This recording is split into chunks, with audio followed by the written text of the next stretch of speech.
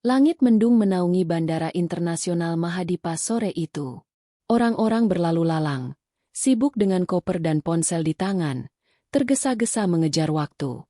Di antara deretan mobil mewah dan taksi yang mondar-mandir, seorang pria tua dengan pakaian kumal dan sepatu bolong terlihat sedang mengais tempat sampah. Wajahnya penuh debu, rambutnya panjang tak terurus, namun sorot matanya tenang, seakan menyimpan sesuatu yang lebih dari sekadar kisah kelam. Ia mengambil botol plastik satu persatu, memasukkannya ke dalam karung yang ia pikul di punggung. Sesekali ia menatap landasan pacu dari kejauhan, matanya berkaca-kaca, seperti menahan kenangan yang sulit dilupakan. Di kejauhan, seorang wanita cantik berpakaian seragam pramugari tengah berjalan keluar dari ruang keberangkatan. Namanya Arini. Langkahnya ringan, penuh percaya diri, dan senyumnya selalu menjadi penyemangat bagi para penumpang. Tapi hari itu, langkahnya melambat saat melihat sosok pria tua itu. Awalnya Arini hanya merasa iba. Banyak pemulung di kota ini, tapi yang satu ini berbeda. Ada aura damai, tenang, dan misterius. Ia melihat bagaimana seorang pria dengan jas rapi mengusir si pemulung karena dianggap mengganggu pemandangan. Namun, pria itu hanya menunduk, lalu meminta maaf dan pindah tanpa perlawanan. Arini terus memperhatikannya. Ia melihat bagaimana pria itu berhenti ketika seorang nenek terjatuh dari bangku taman kecil dekat bandara. Orang-orang hanya menoleh sebentar lalu pergi, tapi si pemulung itu berlari kecil menghampiri, membantu sang nenek duduk kembali, memungutkan tas belanjaannya, dan bahkan menyeka lutut sang nenek yang luka dengan sapu tangannya sendiri. "Terima kasih, Nak," ucap si nenek gemetar. Jarang ada yang masih peduli. Pria itu hanya tersenyum, mengangguk, lalu berjalan pergi seperti tak terjadi apa-apa. Arini tertegun. Ada sesuatu yang menyesak di dadanya. Kenapa seorang pria dengan pakaian compang-camping bisa menunjukkan kepedulian yang lebih tulus dibanding orang-orang berjas yang lalu lalang? Hari berikutnya, Arini sengaja memperlambat langkahnya di taman kecil itu, berharap melihat pria tua itu lagi. Dan benar saja, ia duduk di bangku pojok, memeluk karungnya erat, matanya menatap pesawat yang lepas landas. "Om suka pesawat ya?" tanya Arini dengan senyum kecil, memberanikan diri. Pria itu sedikit terkejut. Biasanya orang hanya memberi pandangan jijik atau bahkan tidak menganggapnya ada. Tapi dia menyapanya. "Suka, Neng," jawabnya pelan. "Dari kecil saya suka lihat langit. Dulu, saya pernah berada di sana." Arini bingung. Maksudnya? Pria itu tersenyum lagi. "Ah, cuma mimpi masa muda. Sudah lama." Arini menyerahkan sebotol air mineral dan roti dari tasnya. "Kalau suka langit, jangan berhenti menatapnya ya, Om." Pria itu menerima dengan mata berkaca-kaca. "Terima kasih. Kamu orang pertama yang bicara dengan saya seperti ini." Hari demi hari, Arini mulai membiasakan diri duduk sebentar di taman itu sebelum terbang. Ia membawa makanan kecil, mengobrol beberapa menit dengan pria itu, yang akhirnya ia tahu bernama Pak Rama. Tapi yang membuat Arini heran bukan hanya sikap baik Pak Rama, tapi setiap kali ia membahas soal pesawat atau penerbangan, Pak Rama selalu bisa menjawab dengan sangat detail. Dari jenis mesin, bahan bakar, bahkan hingga teknologi avionik terbaru yang bahkan Arini pun belum begitu paham. Awalnya ia pikir Pak Rama hanya omong kosong, tapi semakin sering mereka bicara, semakin Arini sadar, Pak Rama bukan orang biasa. Dan di sanalah benih rasa penasaran mulai tumbuh di dalam hati Arini. Siapa sebenarnya pria tua berpakaian kumal ini? Kenapa ia seperti mengenal dunia penerbangan lebih dalam dari siapapun yang pernah Arini temui? Tapi satu hal yang pasti, di balik baju lusuh, ada sesuatu yang tersembunyi dalam diri Pak Rama. Sesuatu yang belum Arini pahami. Dan entah kenapa, ia ingin mengetahuinya lebih dalam lagi. Sejak pertemuan itu, Arini tak bisa mengusir wajah Pak Rama dari pikirannya. Pria tua yang sederhana, berpakaian compang-camping, namun penuh ketenangan dan tutur kata yang lembut. Di setiap obrolan singkat mereka, selalu terselip kata-kata yang membuat Arini terdiam, merenung, bahkan tak jarang menyentuh hatinya. Suatu sore sepulang dinas, Arini kembali ke taman kecil di pinggir bandara. Ia membawa 2 bungkus nasi hangat dan teh manis dalam termos. Seperti biasa, Pak Rama duduk diam, menghadap landasan pacu, memperhatikan satu persatu pesawat yang lepas landas. "Pak, makan bareng yuk," ujar Arini sambil duduk di sebelahnya. Pak Rama menoleh dan tersenyum kecil, tapi sorot matanya tetap lekat pada langit. "Terima kasih, Neng. Kamu ini baik sekali. Harusnya hati-hati.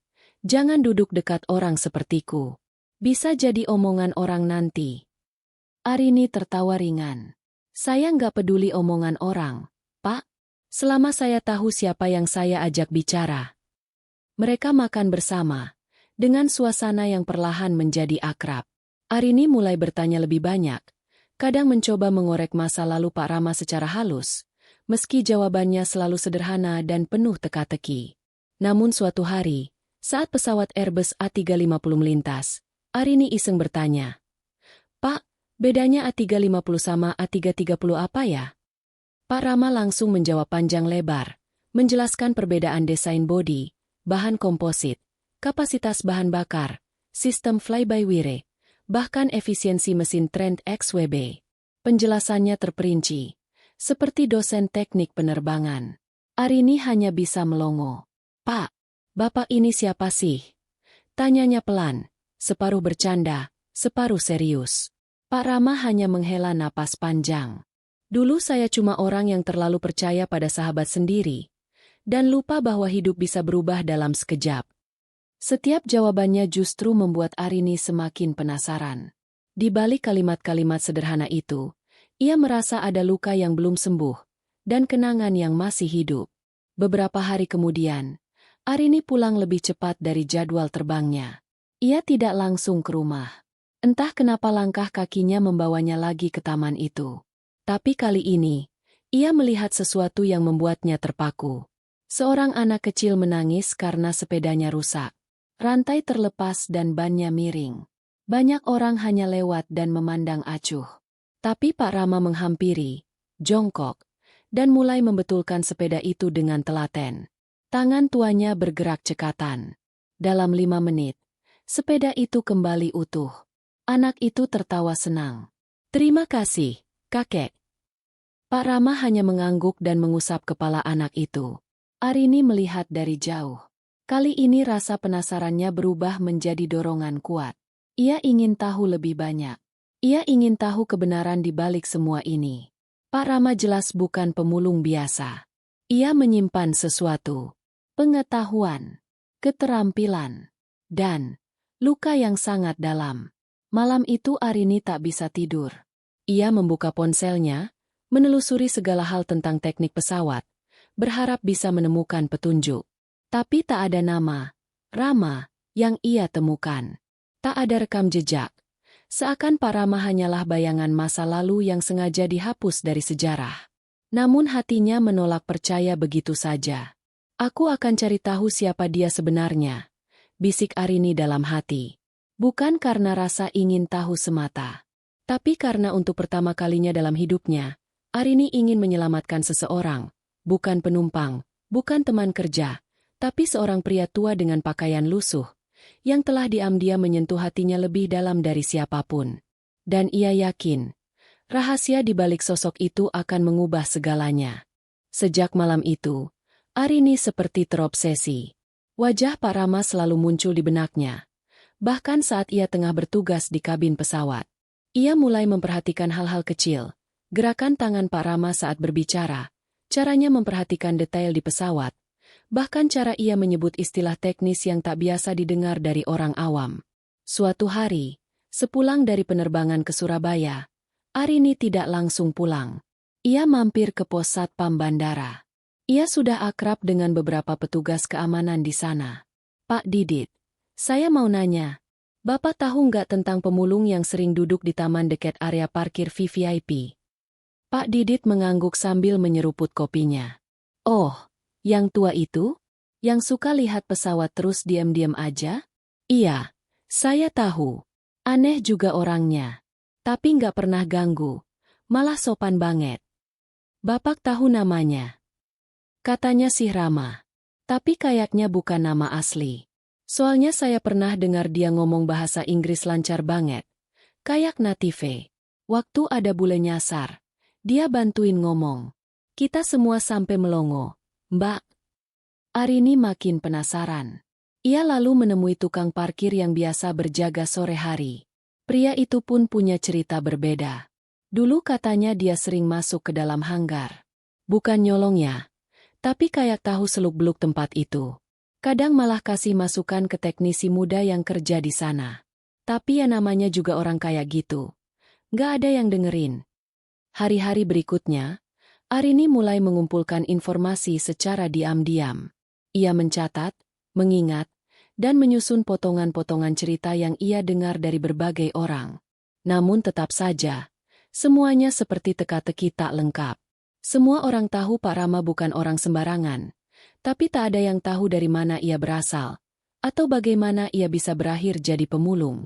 Sampai akhirnya, hari itu datang. Arini dan Pak Rama sedang duduk seperti biasa di taman. Hujan rintik-rintik turun, dan Pak Rama menutupi kepala dengan kantong plastik bekas.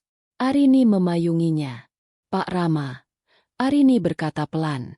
Boleh saya jujur? Pak Rama menoleh, hanya mengangguk. Saya sudah dengar banyak tentang Bapak. Dari satpam, tukang parkir, teknisi bandara. Semua bilang Bapak itu seperti bukan orang biasa. Saya tahu Bapak pintar. Bapak bukan cuma pemulung. Pak Rama diam. Pandangannya lurus ke landasan yang berkabut. Kenapa Bapak menyembunyikan siapa Bapak sebenarnya? Tanya Arini lagi.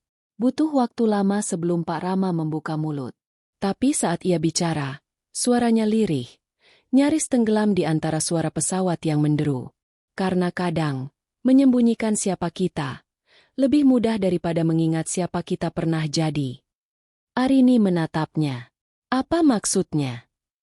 Pak Rama menoleh pelan. Matanya merah, tapi bukan karena marah, karena luka yang dalam. Dulu, aku pernah punya segalanya. Karir, keluarga, teman. Aku pernah terbang tinggi. Arini, terlalu tinggi, sampai aku lupa bagaimana caranya mendarat. Hening menguasai udara di antara mereka. Tapi semuanya hilang. Dalam satu malam. Dikhianati oleh orang yang aku percaya. Dipermalukan. Dibuang. Dan kehilangan keluargaku karena kecelakaan yang tak bisa aku cegah. Arini menahan napas. Pak Rama tersenyum pahit. Setelah itu, langit bukan lagi tempat yang indah, tapi tempat yang terlalu sakit untuk dikenang. Arini menggenggam tangannya. Gemetar. Pak, saya minta maaf. Pak Rama menggeleng. Kamu nggak salah, Neng. Justru, terima kasih. Karena kamu, aku jadi sadar. Mungkin belum terlambat untuk bangkit. Hari itu, Arini menangis. Untuk seseorang yang telah kehilangan segalanya, tapi masih menyimpan sisa-sisa cahaya di hatinya. Dan di saat yang sama, ia membuat keputusan. Ia akan membuktikan pada dunia siapa Pak Rama sebenarnya. Bukan sebagai pemulung, tapi sebagai seseorang yang pernah terbang lebih tinggi dari siapapun, dan layak untuk kembali terbang. Hari-hari setelah pengakuan Pak Rama, hidup Arini berubah. Setiap langkahnya kini bukan hanya tentang tugas dan karir, tapi misi. Misi untuk mengangkat seseorang yang telah dijatuhkan oleh dunia. Ia tahu ini bukan urusannya. Tapi hatinya sudah telanjur terikat.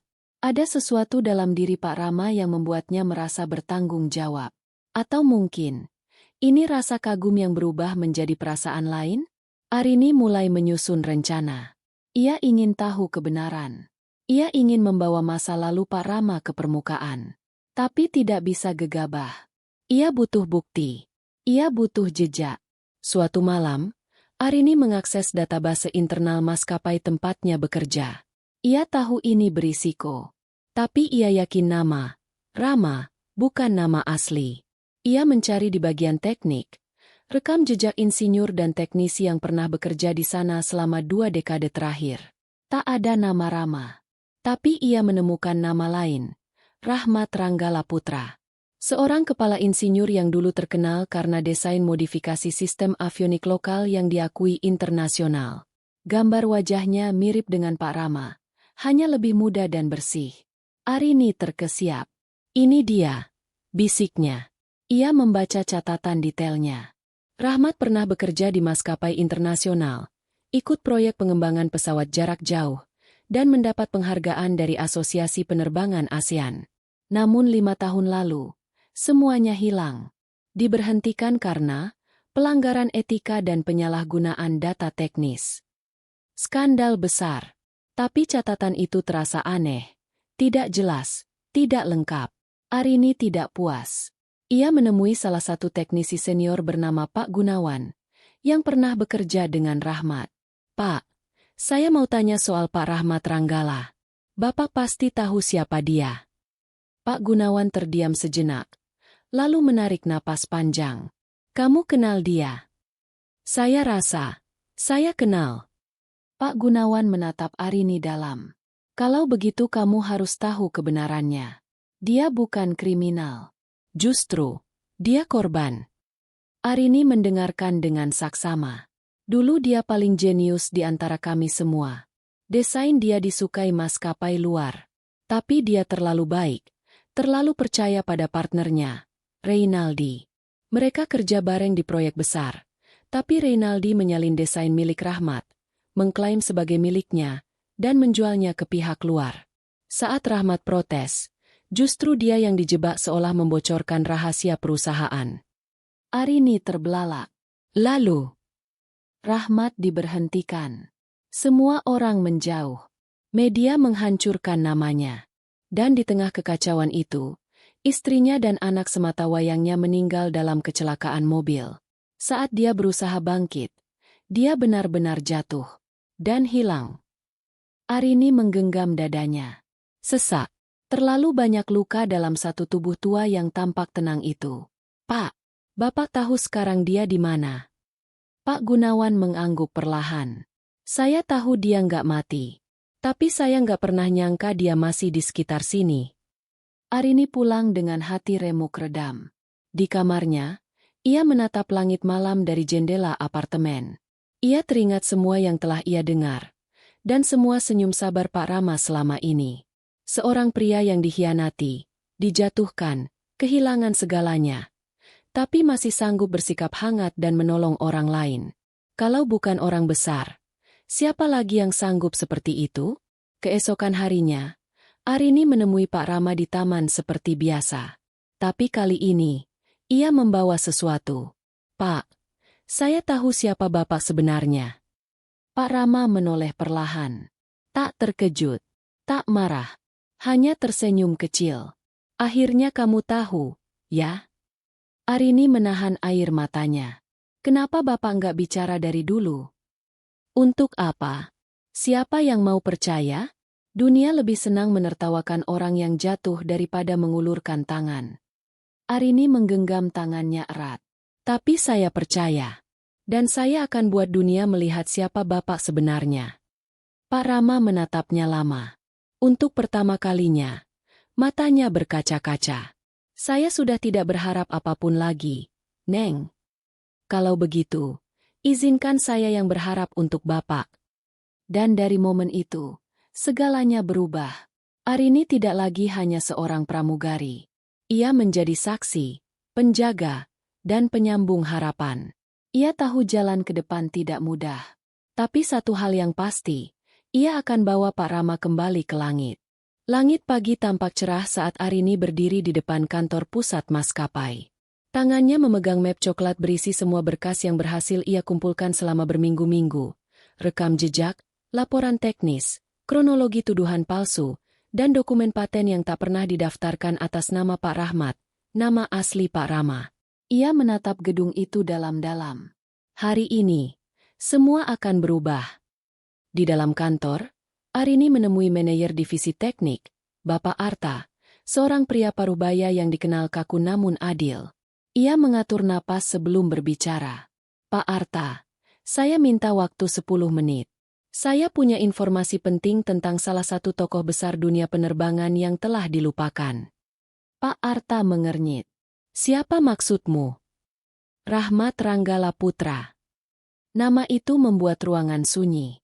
Pak Arta menyandarkan punggung, menatap Arini lama. Lanjutkan. Arini membuka map dan menyusun dokumen-dokumen di meja. Ia mulai dari kisah kejayaan Pak Rahmat, pencapaiannya dalam proyek pengembangan sistem avionik, kolaborasi internasional, dan penghargaan ASEAN tahun 2018. Kemudian ia masuk ke bagian gelap. Pengkhianatan Reynaldi, tuduhan palsu, manipulasi data, hingga kehilangan keluarga. Saya punya saksi hidup yang melihat bagaimana Reynaldi mencuri desain milik Pak Rahmat. Semua bukti ini mengarah ke satu hal. Pak Rahmat adalah korban. Pak Arta membaca dokumen itu dengan wajah serius. Beberapa kali ia mengangguk. Beberapa kali menghela napas panjang. Apa tujuanmu menyampaikan semua ini? Tanyanya akhirnya. Saya ingin nama beliau dipulihkan. Saya ingin dunia tahu siapa dia sebenarnya. Dan lebih dari itu, Arini menatap lurus. Saya ingin dia kembali ke dunia penerbangan. Dia masih punya kemampuan. Dia masih bisa membimbing generasi baru. Pak Arta menatap Arini sejenak, lalu berdiri dan berkata, "Tunggu 1 minggu. Saya akan bawa ini ke komite etik. Tapi jangan berharap hasilnya instan. Dunia tidak semudah itu berubah." Arini mengangguk. "Saya akan tunggu. Selama apapun itu." Sementara itu, di sisi lain kota, Pak Rama, atau Pak Rahmat, masih menjalani hari-harinya sebagai pemulung. Ia belum tahu apa yang dilakukan Arini. Ia hanya merasa aneh. Hatinya tak setenang biasanya. Ada firasat, ada gerakan kecil dalam jiwanya, seolah badai lama akan kembali. Tapi kali ini, bukan untuk menghancurkan. Seminggu berlalu. Arini dipanggil kembali ke kantor. Ia duduk di ruang rapat bersama 4 orang penting dari komite etik maskapai. Di tengah meja, semua berkas dan bukti telah ditata rapi. Seorang wanita tua yang merupakan ketua komite membuka suara. "Kami telah membaca laporan Anda, Nona Arini. Dan kami terkejut. Nama Rahmat Ranggala memang pernah mewarnai sejarah perusahaan ini.